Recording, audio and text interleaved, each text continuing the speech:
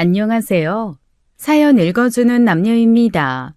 오늘도 와주셔서 감사드리며 그럼 오늘의 사연 바로 시작하겠습니다. 저는 두 아이를 키우는 엄마이며 동시에 인테리어 회사를 운영하는 사업가이기도 합니다. 13살 딸과 10살 아들을 보며 저는 늘 다짐했어요. 이 아이들에게 든든한 엄마가 되어주겠다고요. 그래서 밤낮 없이 일했습니다. 거래처를 뛰어다니고 현장을 챙기고 직원들을 관리했습니다. 힘들었지만 보람도 있었죠. 제 손으로 일군 회사가 자랑스러웠어요. 하지만 그 모든 것이 한순간에 무너질 줄은 꿈에도 몰랐습니다. 저에게는 초등학교 때부터 함께한 절친이 있었습니다. 이름은 미나였어요. 초등학교, 중학교, 고등학교까지 같은 반은 아니었지만 늘 붙어 다녔죠. 미나와 저는 서로를 너무 잘 알았어요. 어떤 비밀도 숨김없이 나눴습니다. 그렇게 우정을 쌓아온 세월이 30년이 넘었죠. 저는 사교적인 성격이었어요.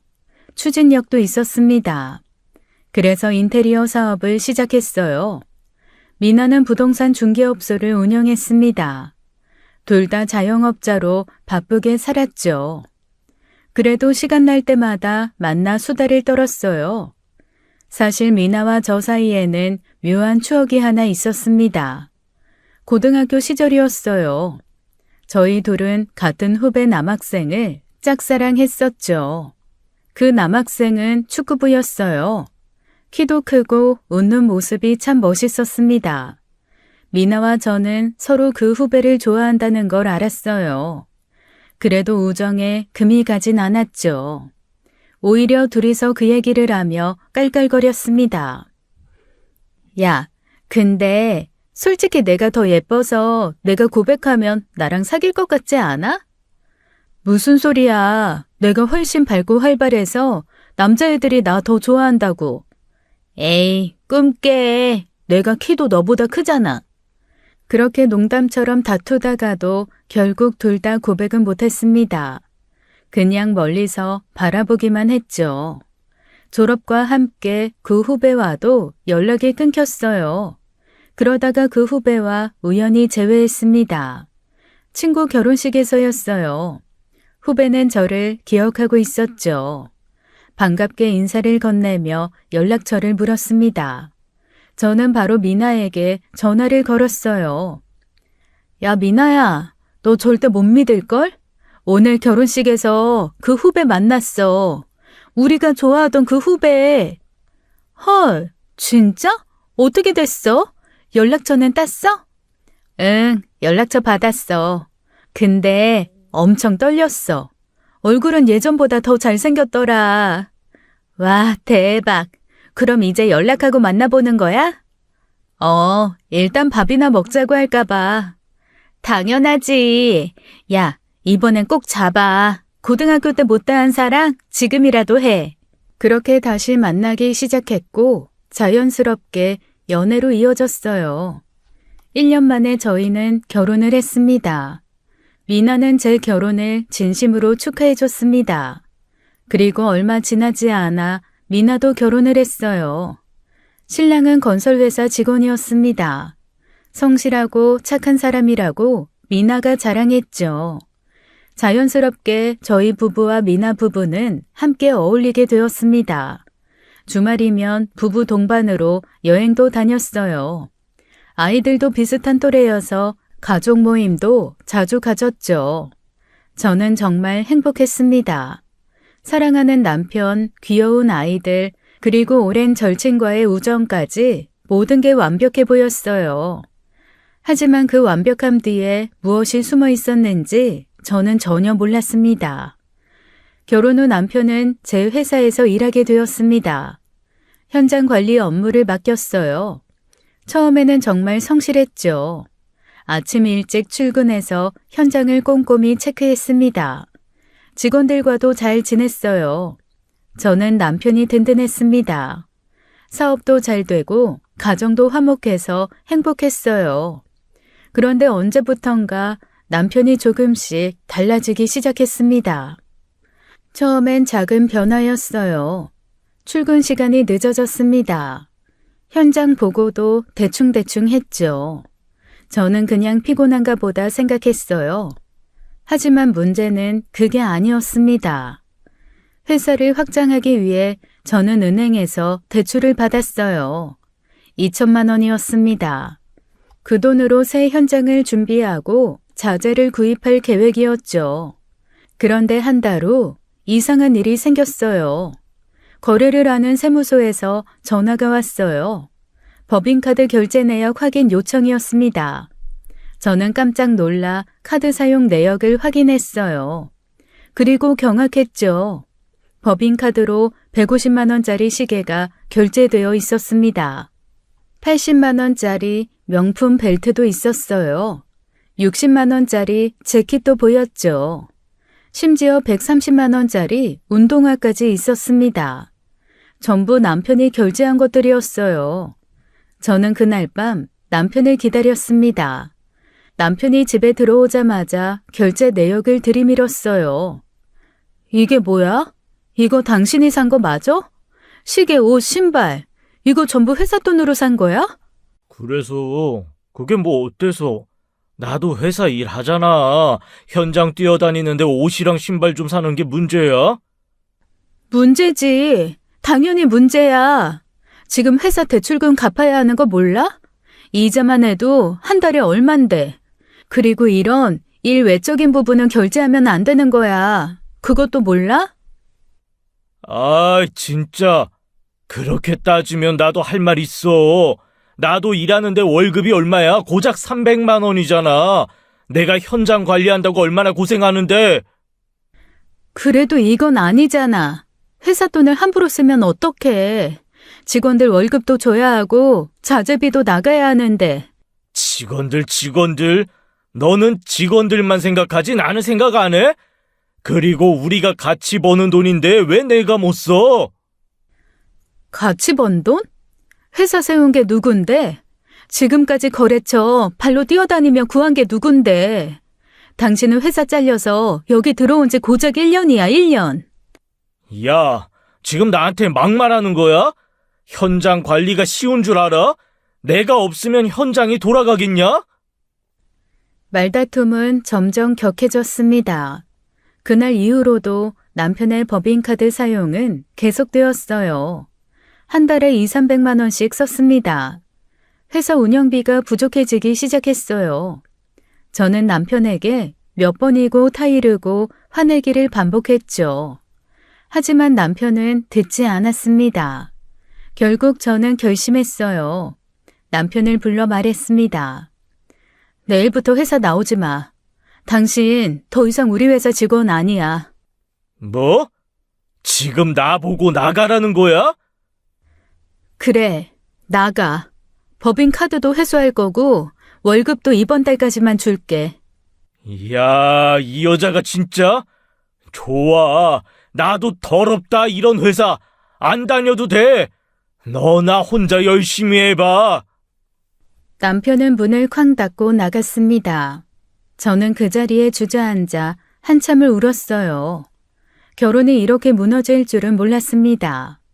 남편을 내보낸 후 회사 상황은 더욱 악화되었어요. 대출이자가 매달 밀려왔어요. 남편이 쓴 법인카드 값도 갚아야 했죠. 회사 통장을 열어보니 잔액이 거의 바닥이었습니다. 가장 큰 문제는 직원들 월급이었어요. 5명의 직원이 있었습니다. 한 달 월급이 1,000만 원이 넘게 필요했죠. 하지만 회사 통장에는 600만 원밖에 없었어요. 저는 고민 끝에 개인 통장을 열었습니다. 아이들 학원비로 모아둔 돈이 있었어요. 400만 원을 꺼내 회사 통장에 넣었죠. 그렇게 겨우 직원들 월급을 마쳤습니다. 집에 돌아온 저는 식탁에 주저앉았어요. 남편이 거실 소파에 누워 텔레비전을 보고 있었습니다. 저는 지친 목소리로 말했어요.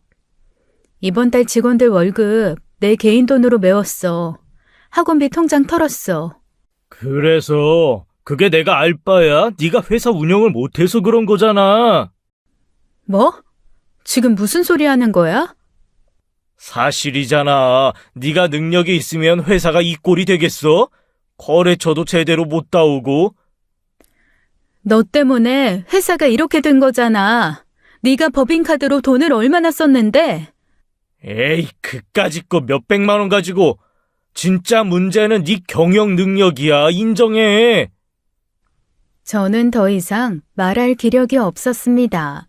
방으로 들어가 문을 닫았어요. 다음 날부터 저는 미친 듯이 일했습니다. 아침 6시에 일어나 거래처에 전화를 돌렸어요. 낮에는 현장을 뛰어다녔습니다. 저녁에는 새 거래처를 찾아 영업을 다녔죠. 밤 11시가 넘어서야 집에 들어왔어요.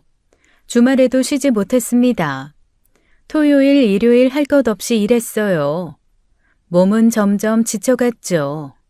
체중이 5kg이나 빠졌습니다. 거울을 보니 눈 밑에 다크서클이 진하게 내려앉아 있었어요. 어느 날 저녁 현장에서 돌아와 소파에 쓰러졌습니다.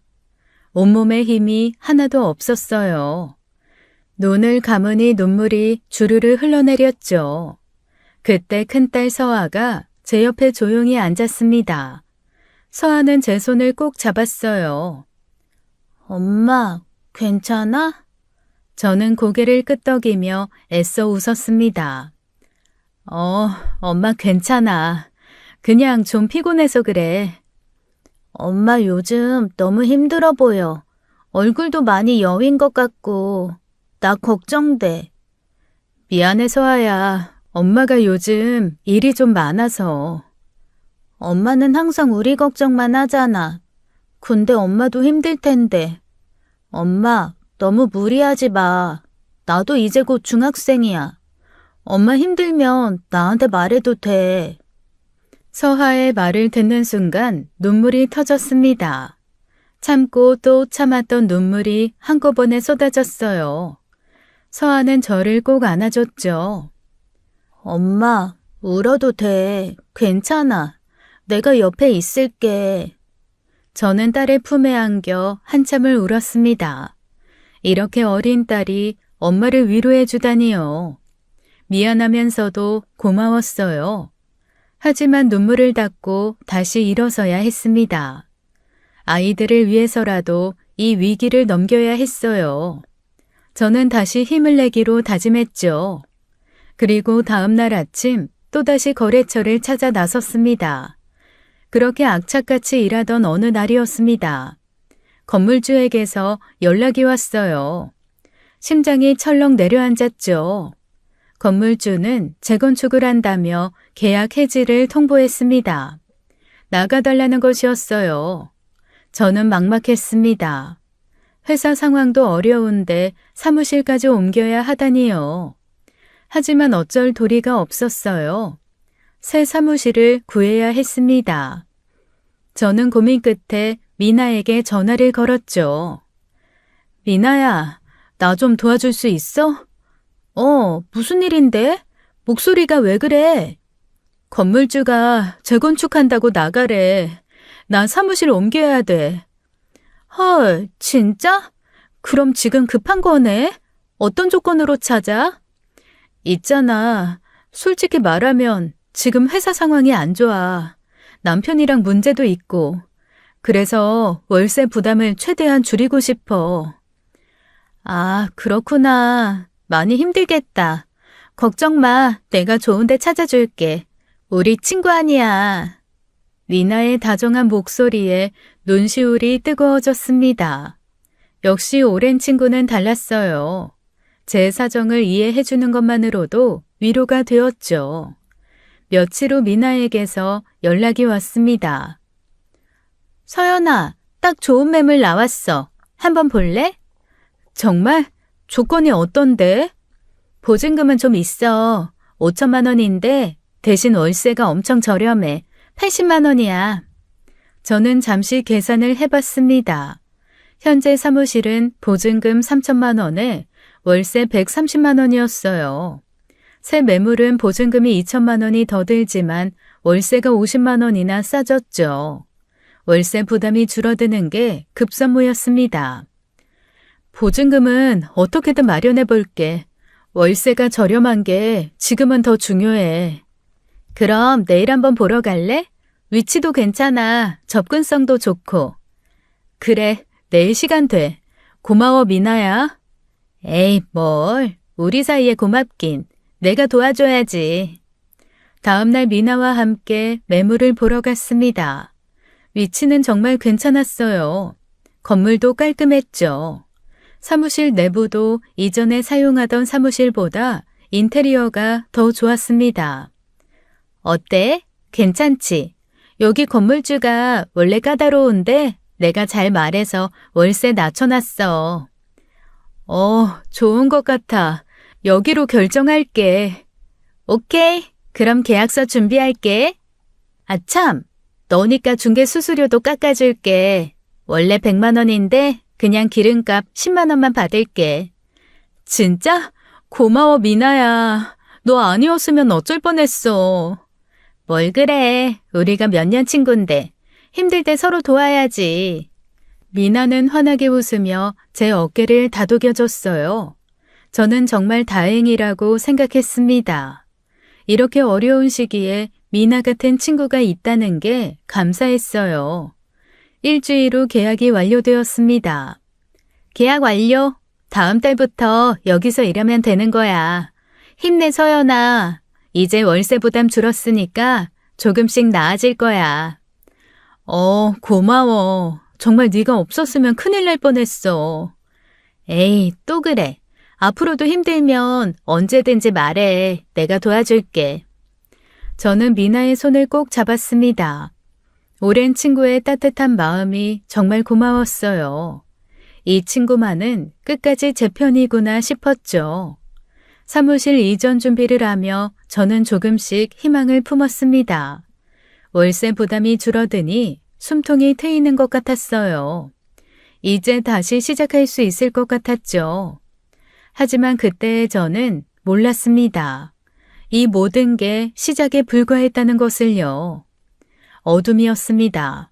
끝없는 어둠 속에 갇혀 있었어요. 아무것도 보이지 않았죠.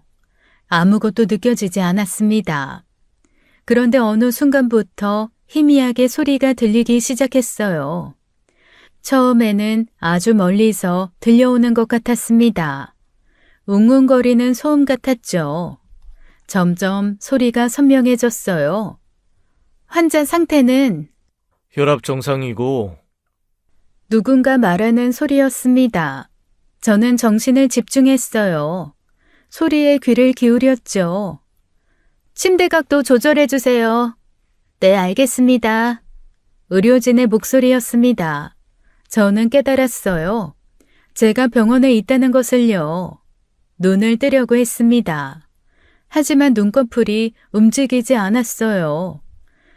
손가락을 움직여보려 했죠. 역시 꿈쩍도 하지 않았습니다.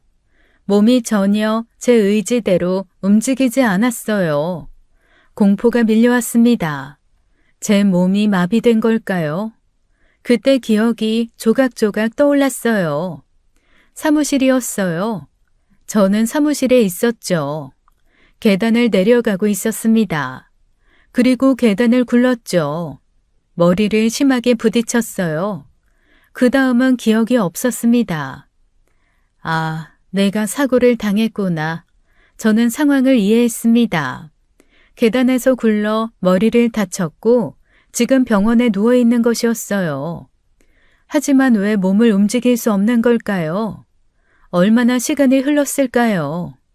다시 누군가 병실에 들어오는 소리가 났습니다. 두 사람이 대화를 나누는 소리였어요.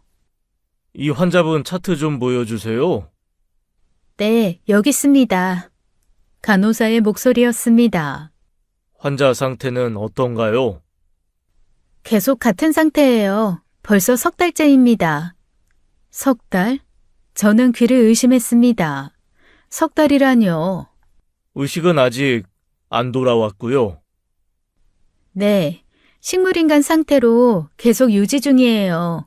자발 호흡은 하고 있지만 의식은 전혀 없습니다. 식물인간. 그 단어가 제 머릿속에 맴돌았어요. 저는 석 달 동안 의식을 잃고 누워 있었던 것이었습니다. 충격이었어요. 석 달이나 흘렀다니요. 그동안 아이들은 어떻게 지냈을까요? 회사는 어떻게 되었을까요? 눈물을 흘리고 싶었지만 눈물조차 나오지 않았습니다. 소리를 지르고 싶었지만 입이 열리지 않았어요. 저는 제 몸에 갇힌 죄수 같았죠. 제발 누가 좀 알아줬으면. 저는 간절히 바랐습니다. 제가 깨어났다는 것을 누군가 알아주길요. 하지만 아무도 몰랐어요. 저는 여전히 어둠 속에 홀로 있었습니다. 의료진이 병실을 나갔습니다. 다시 고요해졌어요. 저는 그 정적 속에서 혼자 생각했죠. 기억은 여전히 흐릿했습니다. 하지만 한 가지는 확실했어요. 저는 깨어났고 듣고 있고 생각하고 있다는 것이었습니다. 이제 남은 건 몸을 움직이는 것뿐이었어요. 저는 온 정신을 집중하기 시작했습니다. 손가락 하나라도 움직여야 했죠. 그래야 제가 깨어났다는 것을 알릴 수 있었어요. 시간이 얼마나 걸릴지 몰랐습니다. 하지만 포기할 수는 없었어요. 아이들을 위해서라도 다시 일어나야 했죠. 저는 어둠 속에서 싸움을 시작했습니다. 며칠이 흘렀습니다. 저는 여전히 어둠 속에 갇혀 있었어요. 들을 수만 있었죠. 움직일 수는 없었습니다. 그날도 평소처럼 고요했어요. 그런데 갑자기 병실 문이 열리는 소리가 들렸습니다. 발소리가 가까워졌어요. 누군가 제 침대 옆에 섰죠. 서연아. 그 목소리를 듣는 순간 저는 알았습니다. 미나였어요. 제 절친 미나의 목소리였죠. 서연아, 제발 깨어나. 네가 이러면 나 어떡해. 미나는 흐느끼고 있었습니다. 울음소리가 선명하게 들렸어요. 미나야, 나 깨어났어. 여기 있어. 저는 소리치고 싶었습니다. 하지만 입이 열리지 않았어요. 손을 뻗고 싶었지만 손가락 하나 움직일 수 없었죠. 서연아, 정말. 미나의 울음소리가 계속되었습니다. 저는 안타까웠어요. 미나가 저를 위해 이렇게 울고 있는데 대답도 해줄 수 없다니요. 그때였습니다. 갑자기 남자의 웃음소리가 들렸어요. 이야, 너 연기 정말 잘한다. 그 목소리 저는 알고 있었습니다. 제 남편이었어요. 미나의 울음소리가 뚝 멈췄습니다. 그리고 이어진 건 웃음이었어요. 어때? 그럴싸했지? 미나였습니다. 방금 전까지 울던 그 목소리가 이제는 웃고 있었어요. 저는 혼란스러웠습니다. 무슨 상황인지 이해할 수 없었죠. 진짜 배우 해도 되겠다. 눈물까지 다 짜내고. 당연하지. 이렇게 주기적으로 찾아와서 울어줘야 사람들이 의심을 안 하잖아. 간호사들도 보고 있고. 맞아. 슬픈 절친 연기 완벽했어. 그래도 힘들긴 해. 매번 와서 이러는 것도 일이야. 제 심장이 얼어붙는 것 같았습니다. 연기라뇨. 미나가 우는 척 연기를 한 거였나요? 조금만 참아. 어차피 얼마 안 남았어. 그래도 언제까지 이렇게 누워만 있는 거야. 답답해 죽겠네. 의사가 그러는데 뇌 손상이 심해서 깨어날 가능성은 거의 없대. 그냥 시간 문제래. 그럼 다행이네. 빨리 뇌사 판정 나야 할 텐데. 뇌사? 저는 귀를 의심했습니다. 미나가 제 뇌사를 바라고 있다뇨. 그러게. 아이, 그래야 보험금이랑 재산 정리가 되지. 보험금이 얼마라고 했지? 3억. 그리고 회사 자산이랑 부동산까지 합치면 12억 정도 돼. 와, 생각보다 많네. 그럼 우리 반반 나누는 거지? 당연하지. 약속했잖아. 그래. 우리 둘이 이렇게 된 것도 다 운명이었나 봐. 저는 충격에 온몸이 얼어붙었습니다. 둘이 이렇게 됐다는 게 무슨 뜻인가요? 처음에는 그냥 재미로 시작했는데 이렇게 진지해질 줄 몰랐어. 나도. 근데 이제 와서 후회는 없어. 우리 앞으로 잘 살면 되지. 그럼 서연이 보험금이랑 재산 정리되면 우리 새 출발하는 거야. 와, 생각만 해도 설레는데? 그 돈으로 우리 해외로 나갈까? 좋지. 뭐 애들만 정리되면. 애들은 어른들한테 맡기면 되잖아. 어차피 네가 양육권 가지는 거고. 그래야지. 근데 서연이 2년이 언제까지 이러고 있을 거야. 슬슬 짜증나네. 병원비는 병원비대로 잡아먹고 얘 완전 돈 먹는 하마야. 그냥 빨리 좀 죽지. 그러게 말이야. 아무튼 나 이제 갈게. 다음 주에 또 울러올게. 그래. 연기 또 부탁해. 당연하지. 나 연기 잘하잖아. 두 사람의 발소리가 멀어졌습니다. 병실 문이 닫혔어요. 다시 고요해졌죠. 저는 무너졌습니다. 남편과 미나가 내연관계였다니요. 둘이 제 재산을 노리고 있었다니요. 미나의 눈물이 전부 거짓이었다니요. 그 둘은 제가 죽기를 바라고 있었습니다. 보험금을 타기 위해서요. 새 출발을 하기 위해서요. 소리내어 울고 싶었지만 목소리가 나오지 않았죠. 저는 속으로 울었습니다. 가슴이 찢어지는 것 같았어요. 믿었던 사람들에게 배신당한 고통이 온몸을 짓눌렀죠. 분노가 치밀어 올랐습니다. 동시에 절망이 밀려왔어요. 몸은 여전히 움직이지 않았습니다. 그날 이후 저는 달라졌어요. 더 이상 절망하지 않았어요. 분노와 복수심이 저를 지탱했죠. 반드시 살아남는다. 깨어나서 복수한다. 저는 매 순간 이것만 생각했습니다. 온 정신을 집중했어요. 손가락을 움직이려 했죠. 처음에는 아무 일도 일어나지 않았습니다. 아무리 집중해도 손가락은 꿈쩍도 하지 않았어요. 하지만 포기하지 않았죠. 매일 매시간 시도했습니다. 움직여라, 움직여. 마음속으로 수없이 되뇌었어요. 그렇게 며칠이 흘렀을까요? 어느 날 느낌이 왔습니다. 손가락 끝이 미세하게 떨리는 것 같았어요. 저는 희망을 느꼈습니다. 더 집중했어요. 다시 한번 손가락에 힘을 줬죠. 떨렸습니다. 분명히 떨렸어요. 아주 작은 움직임이었지만 확실했죠. 저는 멈추지 않았습니다. 계속 연습했어요. 손가락, 손목, 팔꿈치까지요.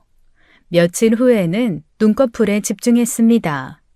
눈을 뜨고 싶었어요. 세상을 보고 싶었죠. 뜨자, 눈을 뜨자. 온 힘을 다해 눈꺼풀에 집중했습니다. 처음엔 역시 움직이지 않았어요. 하지만 계속 시도했죠. 그리고 드디어 눈꺼풀이 움직였습니다. 감았다가 떴어요. 다시 감았다가 또 떴죠. 빛이 들어왔습니다. 흐릿했지만 천장이 보였어요. 눈물이 날 것 같았죠. 저는 해냈습니다. 눈을 뜰 수 있게 된 것이었어요. 그날도 여느 때처럼 누군가 병실에 들어왔습니다. 발소리가 가벼웠어요. 향기가 났죠. 언니, 여동생이었습니다. 제 동생 지연이었어요. 동생은 제 침대 옆에 앉았습니다. 따뜻한 물수건으로 제 얼굴을 닦아줬어요. 손과 발도 정성스럽게 닦았죠. 언니, 오늘은 날씨가 정말 좋아. 하늘이 엄청 파래. 동생은 혼잣말을 이어갔습니다. 언니가 좋아하는 유튜브 영상 가져왔어. 같이 볼까? 휴대폰에서 영상 소리가 들렸어요. 요리 프로그램이었습니다. 제가 좋아하던 채널이었죠. 이거 봐. 언니, 오늘은 파스타 만드는 거야. 언니 파스타 좋아했잖아. 동생의 목소리는 따뜻했습니다. 정성이 느껴졌어요. 저는 감동했죠. 그때 병실 문이 벌컥 열렸습니다. 남편이었어요. 뭐 하는 거야? 아, 형부, 언니한테 영상 보여주고 있었어요. 아휴, 식말 인간한테 왜 그런 거래. 보이지도 않고 들리지도 않는데. 그래도 혹시 몰라요. 언니가 듣고 있을지도 모르잖아요.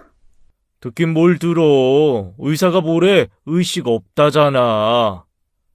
저는 언니가 다 듣고 있다고 믿어요. 그리고 언젠가 깨어날 거라고도 믿고요. 남편은 코웃음을 쳤습니다. 아유, 꿈깨.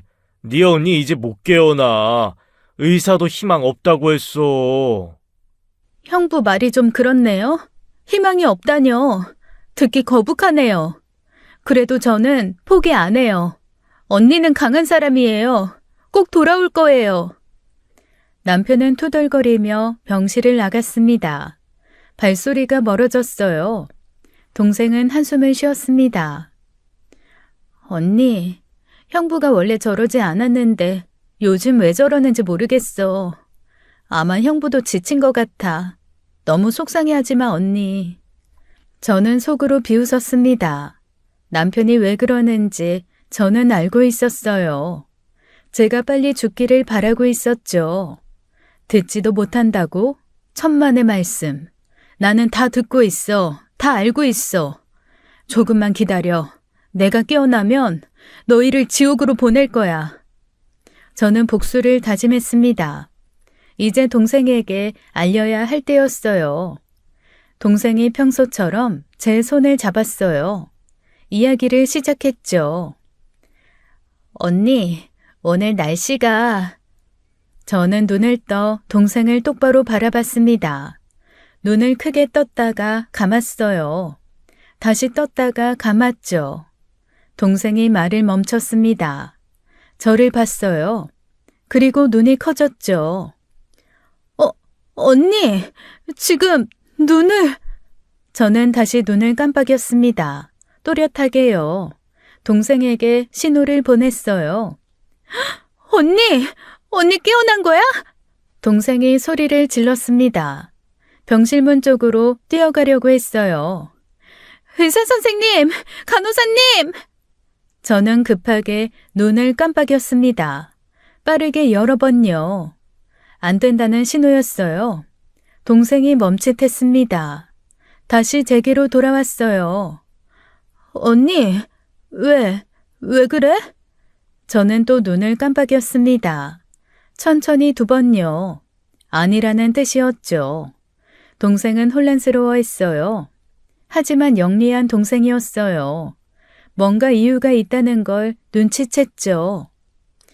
언니, 혹시 의사 선생님 부르면 안 되는 거야? 저는 천천히 눈을 한번 깜빡였습니다. 맞다는 신호였어요. 동생의 얼굴이 굳어졌습니다. 뭔가 심각한 상황임을 깨달은 것이었죠. 알았어, 언니. 일단 안 부를게. 근데 언니가 나한테 뭔가 말하고 싶은 거지? 저는 다시 눈을 한번 깜빡였습니다. 동생은 잠시 생각하더니 휴대폰을 꺼냈어요. 화면을 제게 보여줬어요. 언니, 잠깐만. 내가 방법을 찾아볼게. 동생은 휴대폰을 조작했습니다. 한글 자음 모음표를 검색했어요. 화면에 큰 글씨로 나타났죠. 언니, 이렇게 할까? 내가 자음이랑 모음 가리킬 테니까 언니가 원하는 글자면 눈 한 번 깜빡여. 아니면 그냥 2번 깜빡이고. 알았지? 저는 눈을 한번 깜빡였습니다. 동생이 자음을 하나씩 가리키기 시작했습니다. 기역, 니은, 디귿.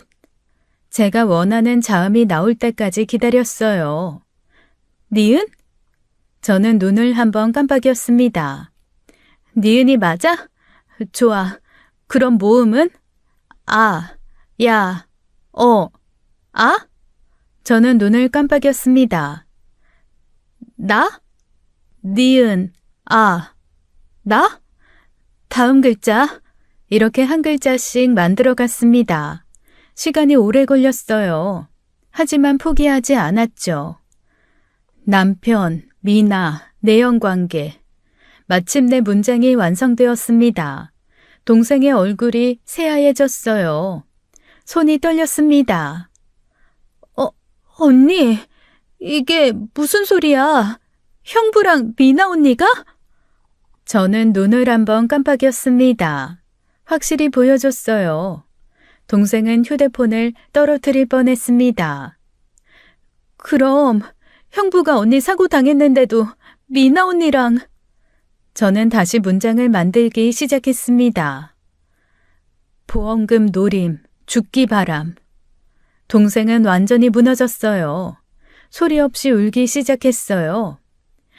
언니, 어떡해. 이럴 수가. 하지만 동생은 금방 정신을 차렸습니다. 눈물을 닦았어요. 단호한 표정을 지었죠. 언니, 증거가 필요해. 확실한 증거. 저는 눈을 한번 깜빡였습니다. 둘이 만나서 대화하는 거 녹음해야 돼. 그래야 법적으로 써먹을 수 있어. 저는 다시 눈을 깜빡였습니다. 동생의 생각이 제 생각과 같았어요. 언니, 내가 지금 당장 녹음기 사올게. 작은 거로. 베개 밑에 숨겨놓으면 아무도 모를 거야. 저는 동의의 신호를 보냈습니다. 그리고 언니, 형부랑 미나 언니 앞에서는 아무것도 모르는 척 해야 돼. 언니가 깨어났다는 것도 절대 들키면 안 돼. 알았지? 저는 눈을 한번 깜빡였습니다. 증거 확보할 때까지는 언니가 계속 식물인간인 척 해야 돼. 힘들겠지만 할 수 있지? 저는 확신을 담아 눈을 깜빡였습니다. 할 수 있어요. 복수를 위해서라면요. 동생은 제 손을 꼭 잡았습니다. 언니, 걱정 마. 내가 도와줄게. 우리 꼭 저 나쁜 놈들 혼내주자. 약속해. 저는 눈빛으로 감사를 전했습니다. 동생이 있어서 다행이었어요. 혼자였다면 어떻게 했을까요? 그럼 나 지금 나가서 녹음기 사올게. 금방 올게. 그동안 언니는 아무 일 없는 척하고 있어. 누가 와도 눈 감고 있고. 저는 알았다는 신호를 보냈습니다. 동생은 서둘러 병실을 나갔어요. 1시간쯤 지나 다시 돌아왔죠. 작은 녹음기를 가져왔습니다. 언니, 이거 봐. 동전만한 크기야. 베개 밑에 숨겨놓으면 절대 안 보여.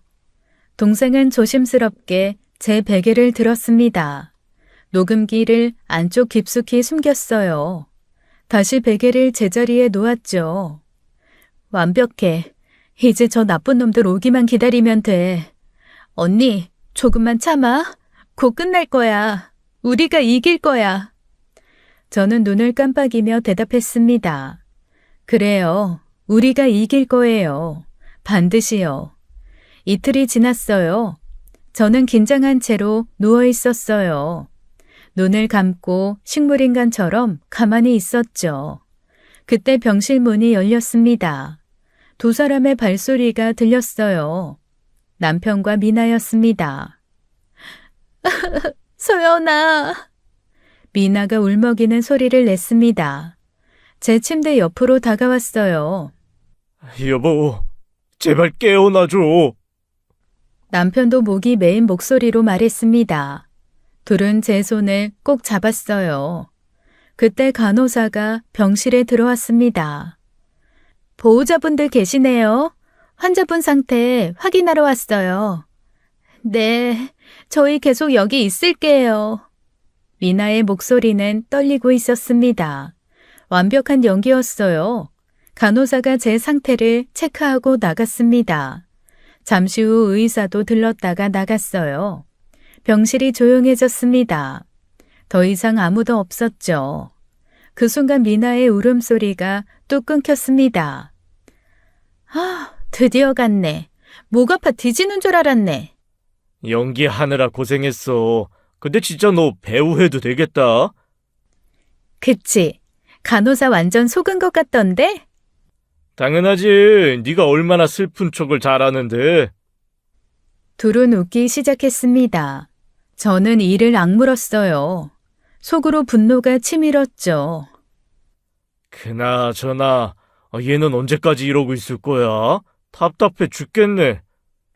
의사가 뭐래? 몰라. 그런데 내가 볼 때 곧 뇌사 판정 곧 날 것 같아. 그럼 끝이야. 오, 그럼 보험금은? 뇌사 판정 나면 바로 청구 들어가. 한 달 안에 나올 거야. 와, 빨리 그날이 왔으면 좋겠다. 기다리는 것도 지겨워. 차라리 산소호흡기 빼버릴까? 그럼 더 빨리 끝날 텐데. 야, 그건 진짜 위험해. CCTV 있으면 어떡해? 농담이야, 농담. 그래도 생각은 해봤잖아. 인정. 나도 한두 번은 생각했지. 둘은 낄낄거리며 웃었습니다. 저는 소름이 돋았어요. 이 사람들이 정말 제 남편과 절친이었을까요? 빨리 얘 뒤지고 이제 우리 새 출발만 하면 좋겠다. 당연하지. 해외로 나갈까? 아니면 국내에서 조용히 살까? 일단 보험금 나오고 생각하자. 급하게 움직이면 의심 받을 수도 있으니까. 알았어. 그럼 조금만 더 참을게. 어차피 곧 끝날 거잖아. 두 사람은 다시 한번 웃었습니다. 그리고 병실을 나갔어요. 10분쯤 지나 동생이 병실에 들어왔습니다. 조용히 다가왔어요. 언니, 나야. 저는 눈을 살짝 떴습니다. 동생에게 신호를 보냈어요. 동생은 주위를 살피더니 재빨리 베개 밑에 손을 넣었습니다. 녹음기를 꺼냈어요. 이어폰을 끼고 재생 버튼을 눌렀죠. 동생의 얼굴이 점점 굳어졌습니다. 분노로 일그러졌어요.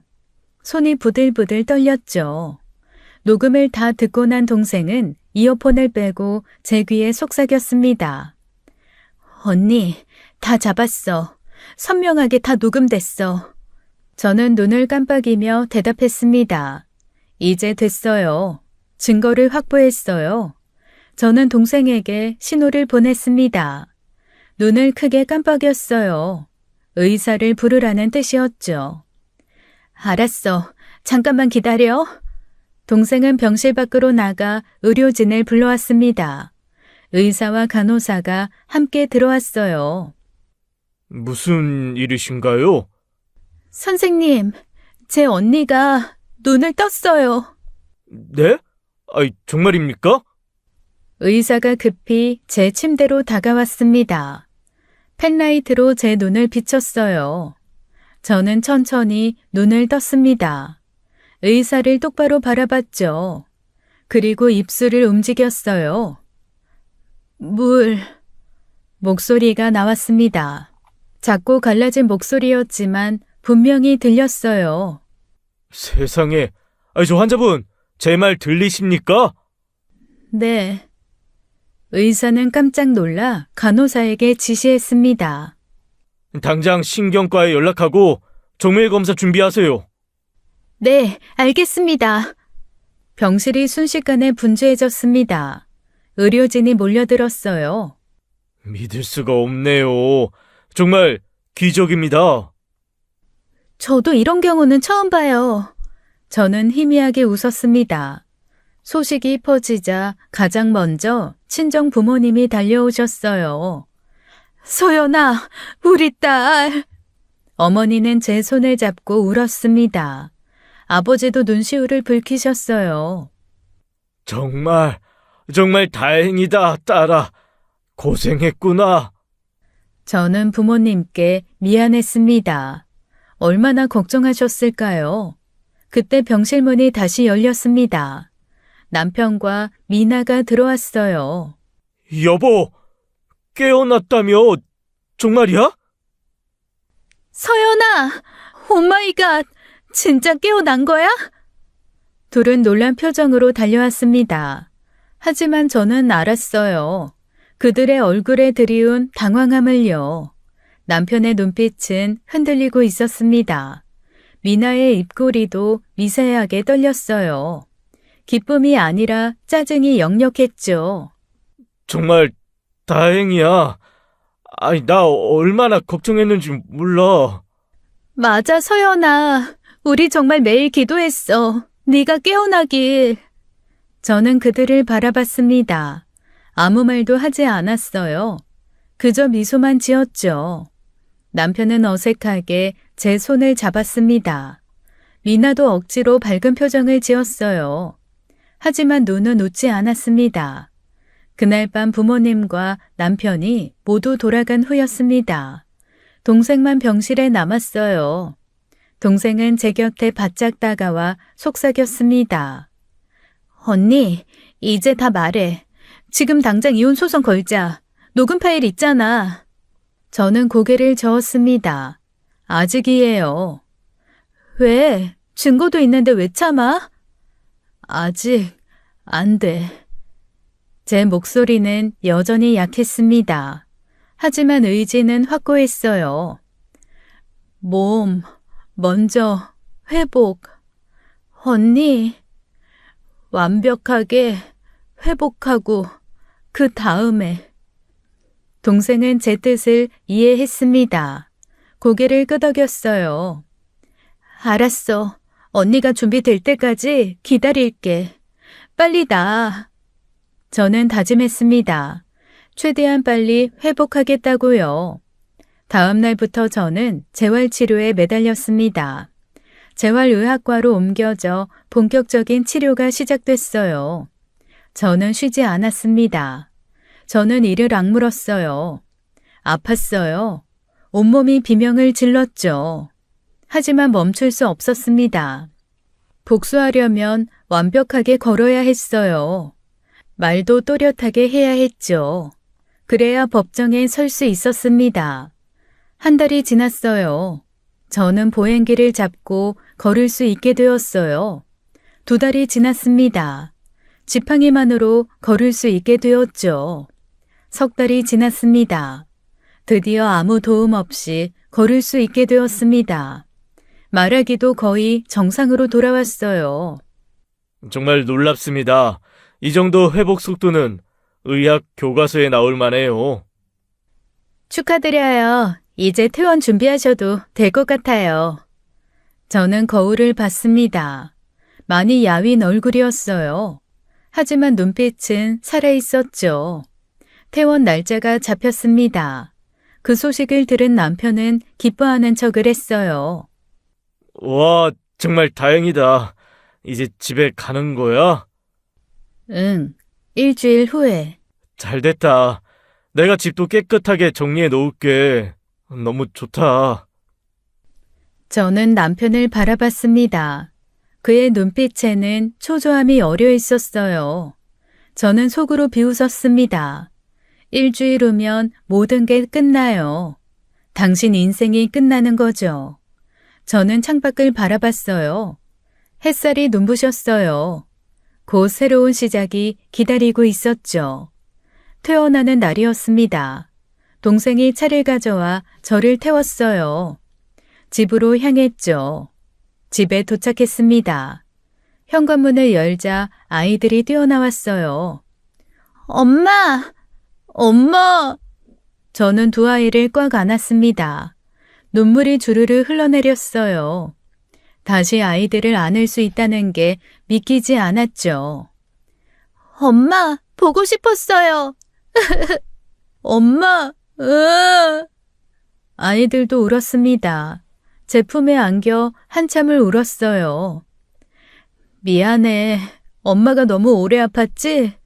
이제 괜찮아. 엄마 다 나았어. 엄마, 정말 안 아파요? 진짜야. 걱정 마. 아이들을 방에 들여보내고 저는 동생에게 말했습니다. 지연아, 나 사무실 좀 가야겠어.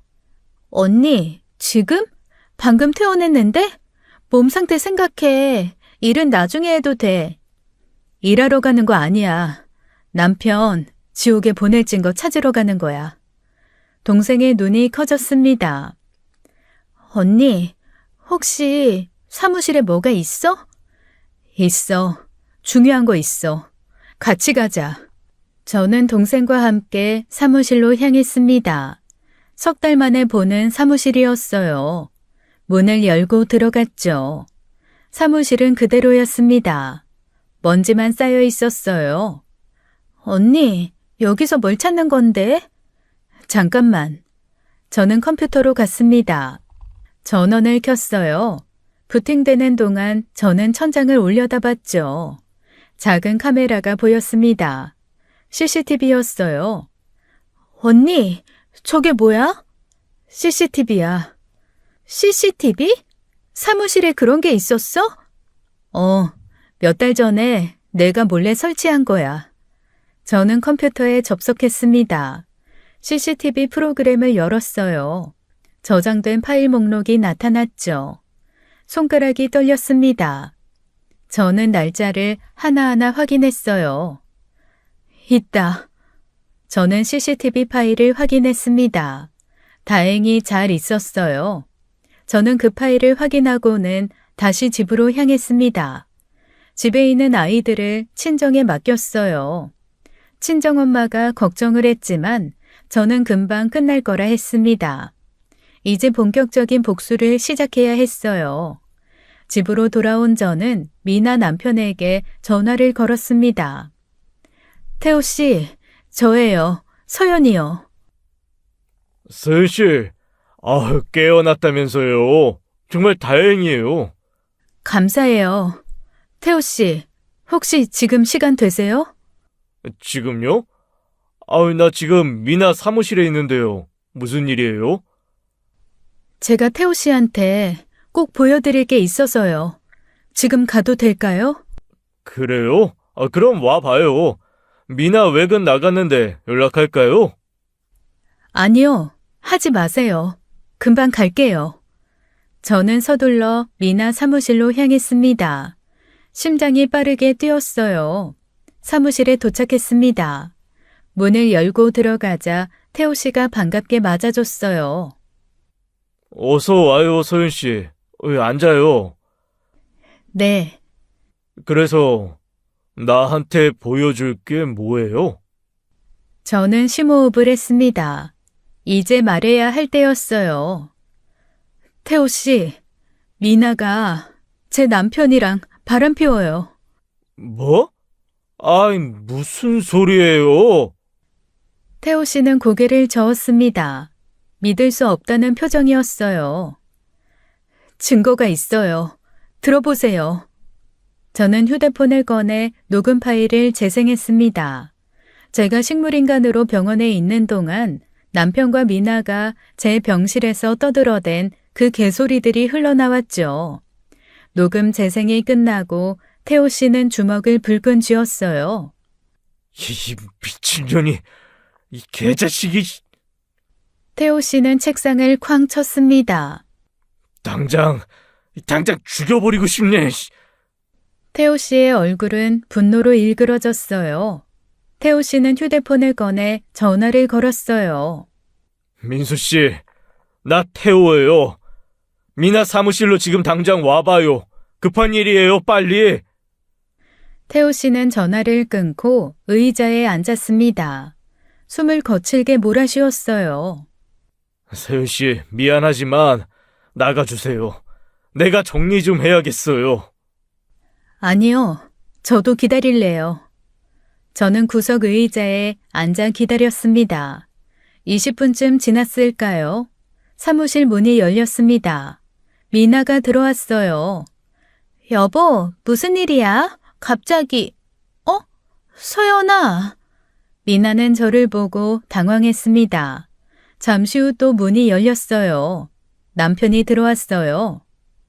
태호 씨, 급한 일이 뭔데요? 서연아. 남편도 저를 보고 멈칫했습니다. 아무것도 모르는 두 사람이었어요. 태호 씨는 천천히 일어났습니다. 그리고 남편에게 다가갔어요. 아무 말 없이 주먹을 휘둘렀습니다. 퍽! 남편의 얼굴에 주먹이 박혔습니다. 남편은 그대로 바닥에 쓰러졌어요. 아이씨, 왜 그러세요? 이 개자식아, 왜 그러세요? 몰라서 물어? 태호 씨는 쓰러진 남편의 멱살을 잡았습니다. 다시 주먹을 날렸어요. 퍽! 퍽! 남편 코가 납작했어요. 여보, 안 돼! 왜 그래! 닥쳐! 너도 가만 안 둬! 태호 씨는 남편을 완전히 쥐어 터뜨렸습니다. 저는 천천히 일어났어요. 바닥에 쓰러진 남편을 내려다봤어요. 그리고 조용히 사무실을 나왔습니다. 뒤에서 미나의 울음소리가 들렸죠. 하지만 저는 돌아보지 않았습니다. 집으로 향했어요. 집으로 돌아온 저는 거실 소파에 앉았습니다. 시계를 바라보며 기다렸어요. 1시간이 흘렀죠. 현관문이 열렸습니다. 남편이 들어왔어요. 얼굴이 엉망이었습니다. 코피를 흘리고 있었어요. 입술이 찢어져 있었죠. 얼굴 여기저기에 멍이 들어 있었습니다. 태호 씨에게 제대로 맞은 것이었어요. 남편은 화장실로 달려갔습니다. 물로 얼굴을 씻었어요. 거울을 보더니 소리를 질렀죠. 젠장, 이 미친 자식이. 남편은 거실로 나왔습니다. 휴대폰을 꺼내 들었어요. 당장 고소할 거야. 경찰 부를 거야. 미친놈이 사람을 때려? 돈 많나 보네. 나 합의 절대 안 해. 남편은 길길이 날뛰었습니다. 저 미친놈 도대체 왜 저러는 거야? 저는 소파에 앉아 남편을 바라봤어요. 냉정하게 말했어요. 고소하기 전에 이혼 소송이나 하자. 남편은 멈칫했습니다. 저를 돌아봤어요. 뭐? 이혼? 응, 이혼하자. 야, 갑자기 무슨 소리야? 이혼이라니. 무슨... 미나랑 바람 피운 거 다 알아. 남편의 얼굴이 굳었습니다. 뭐? 무슨 소리야? 미나랑 네가 내연 관계라는 거 내가 다 안다고. 아니야, 오해야. 태훈 씨한테 뭔 소리를 들었는지 모르겠는데 태훈 씨가 오해하는 거야. 뭔가 착각한 거야. 나랑 미나는 아무 사이도 아니야. 오해? 그래, 오해. 왜? 태훈 씨가 뭐라고 했는데 뭐라고 개소리를 한 건데. 너 아직도 모르는구나. 태호 씨가 오해를 한 게 아니라 태호 씨한테 외도 증거 보여준 게 바로 나야, 등신아. 뭐라고? 내가 태호 씨한테 녹음 파일 들려줬어. 너랑 미나가 병실에서 나눈 대화. 녹음 파일? 너도 들어볼래? 저는 가방에서 녹음기를 꺼냈습니다. 재생 버튼을 눌렀어요. 남편과 미나의 목소리가 흘러나왔습니다. 야, 너 연기 정말 잘한다. 이렇게 주기적으로 찾아와서 울어줘야 사람들이 의심 안 하잖아. 보험금이 3억이라고 했지? 서연이 인연이 언제까지 이러고 있을 거야?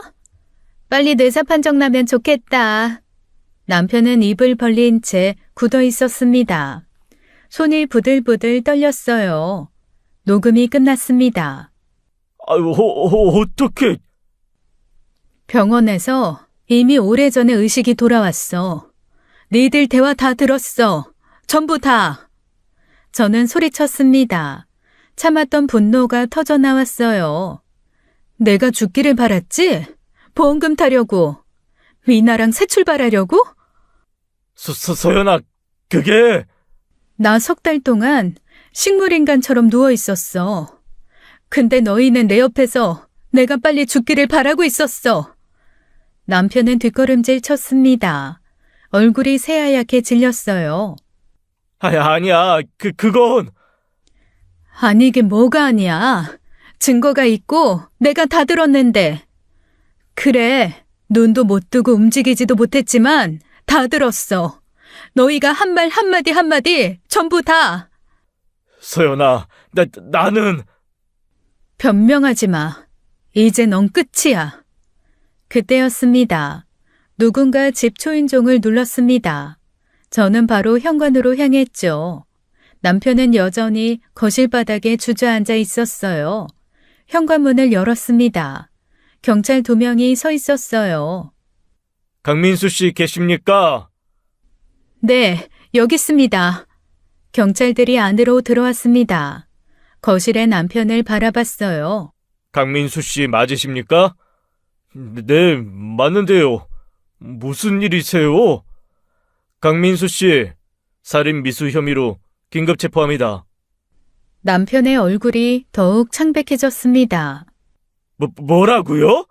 살인 미수? 박서연 씨를 사무실 계단에서 밀어 떨어뜨린 혐의입니다. 남편은 고개를 저었습니다. 아니에요. 그건 사고였어요.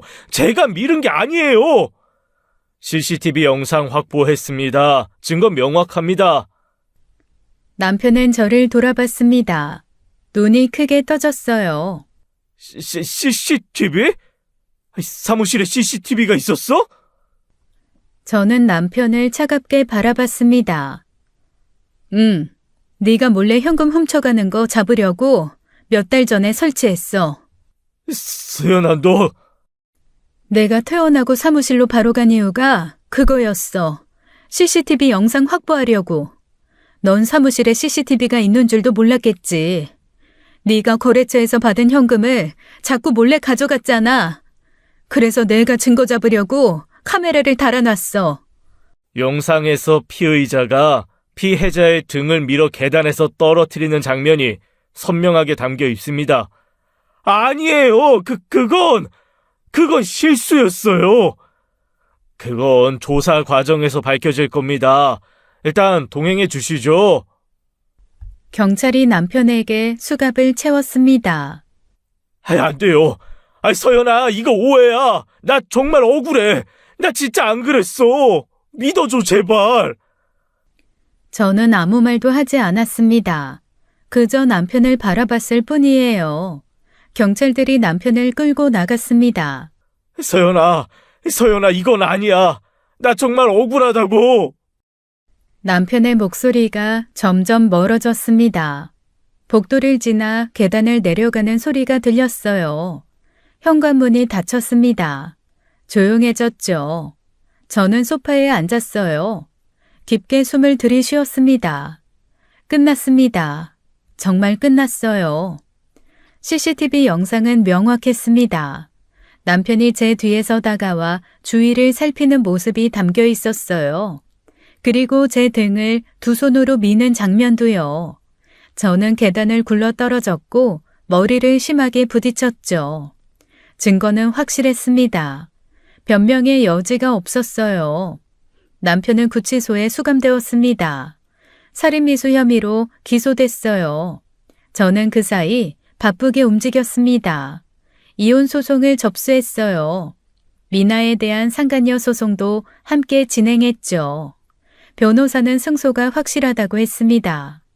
증거가 너무 명확했어요. 녹음 파일과 CCTV 영상이 있었으니까요. 6개월 후 이혼 소송 판결이 났습니다. 저는 승소했어요. 법원은 모든 것을 인정해 주었습니다. 2 아이의 양육권은 당연히 제 것이 되었어요. 재산 분할도 전액 제가 가져갔죠. 남편의 잘못이 명백했기 때문이었습니다. 위자료도 인정됐어요. 적지 않은 금액이었습니다. 상간녀 소송도 승소했습니다. 미나는 저에게 위자료를 지급해야 했어요. 미나 인생도 무너졌죠. 태호 씨도 미나에게 이혼 소송을 걸었습니다. 당연한 수순이었어요. 미나는 모든 것을 잃었죠. 남편의 재판도 끝이 났습니다. 살인미수 혐의가 인정되었어요. CCTV 영상은 결정적인 증거였죠. 판사는 징역 7년을 선고했습니다. 남편은 교도소로 갔어요. 모든 것이 정리되었습니다. 저는 이제 2 아이와 함께 새로운 삶을 살고 있어요. 회사는 천천히 다시 일으켜 세우고 있어요. 쉽지 않지만 포기하지 않았죠. 아이들은 밝게 자라고 있습니다. 서아는 이제 중학교 2학년이 되었어요. 준서는 초등학교 6학년이 되었죠. 두 아이는 아빠가 없어도 씩씩하게 지내고 있습니다. 제가 있으니까요. 저희 셋은 서로를 의지하며 살아가고 있어요. 가끔 동생이 놀러 옵니다. 함께 저녁을 먹으며 이런저런 이야기를 나누죠. 동생은 언니가 정말 대단하다고 말해요. 저는 그저 웃을 뿐입니다. 대단한 게 아니에요. 그냥 살아남은 것 뿐이죠. 배신당하고 죽을 뻔했지만 저는 이겨냈습니다. 복수도 성공했어요. 이제는 과거를 되돌아보지 않습니다. 앞만 보고 걸어가고 있어요. 이것이 제 이야기의 끝입니다. 지금까지 사연 읽어주는 남녀였습니다. 끝까지 시청해주신 여러분 감사드리며 저희는 다음 사연으로 돌아올게요. 감사합니다.